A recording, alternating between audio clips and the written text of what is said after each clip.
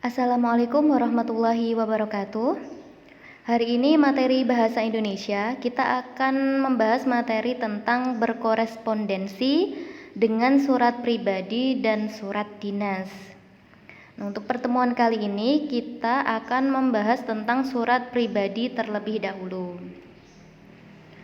Pengertian dari surat pribadi yaitu bentuk komunikasi tulis yang dilakukan oleh seseorang kepada orang lain sebagai pribadi, bukan wakil atau urusan yang berkaitan dengan kelembagaan atau kedinasan atau resmi. Jadi surat pribadi ini dibuat oleh orang per orang, bukan dari lembaga atau kedinasan. Ciri-ciri surat pribadi ada 5. Yang pertama, surat pribadi tidak dilengkapi dengan kepala surat. Yang kedua, surat pribadi tidak memiliki nomor surat. Yang ketiga, salam pembuka dan salam penutup dalam surat pribadi sifatnya non-formal dan santai. Salam pembuka dan penutupnya bersifat santai. Yang keempat, bahasa yang digunakan disesuaikan dengan tujuan surat pribadi yang akan dibuat. Ciri yang terakhir yaitu format surat pribadi umumnya lebih bebas. Jadi surat pribadi ini intinya lebih bebas daripada surat dinas yang memiliki beberapa aturan.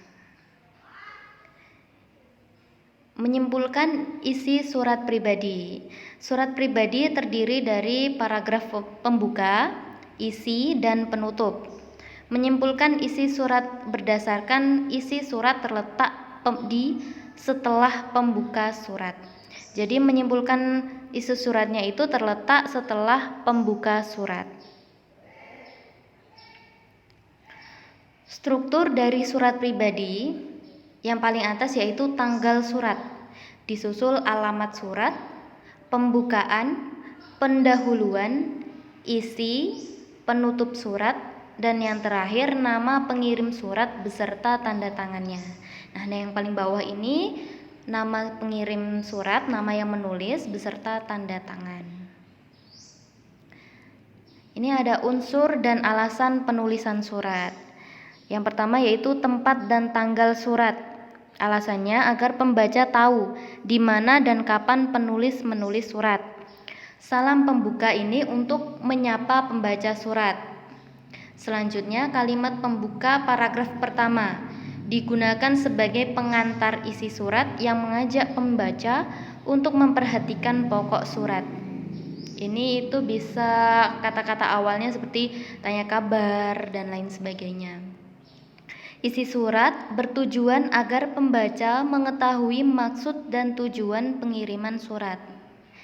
Penutup surat ini digunakan untuk menutup pembicaraan, bertujuan untuk memberitahukan kepada pembaca bahwa informasi atau pembicaraan pokok sudah selesai.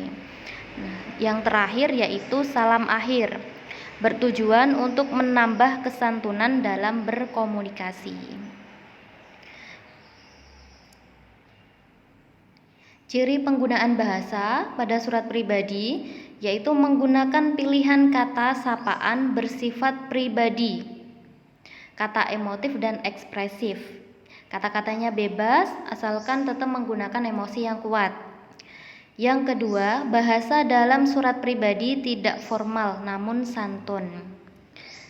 Kalau dalam surat dinas bahasanya itu cenderung santun dan resmi, sedangkan di surat pribadi ini bahasanya tidak formal tapi tetap santun. Ini ada contoh dari surat pribadi. Buat sahabatku Hermawan di Jakarta. Nah, bahasanya cenderung lebih santai. Ini ditulisnya pada 22 Januari 2021. Kalimat pertamanya, halo, apa kabar Her? Maaf ya sebelumnya, seminggu aku kirim surat 2 kali. Bagaimana keadaan Jakarta? Sedang musim apa nih? Mudah-mudahan kamu baik-baik saja ya. Aku pun di Medan baik-baik saja. Her, aku punya cerita lucu nih. Pasti kamu tertawa geli. Begini ceritanya. Kejadiannya di sekolah, waktu pelajaran matematika. Tiba-tiba perutku sakit. Ya, aku langsung minta izin ke belakang. Oleh teman-temanku dikira aku pura-pura. Diam-diam membuntutiku dari belakang. Mereka menungguiku di depan toilet hingga selesai.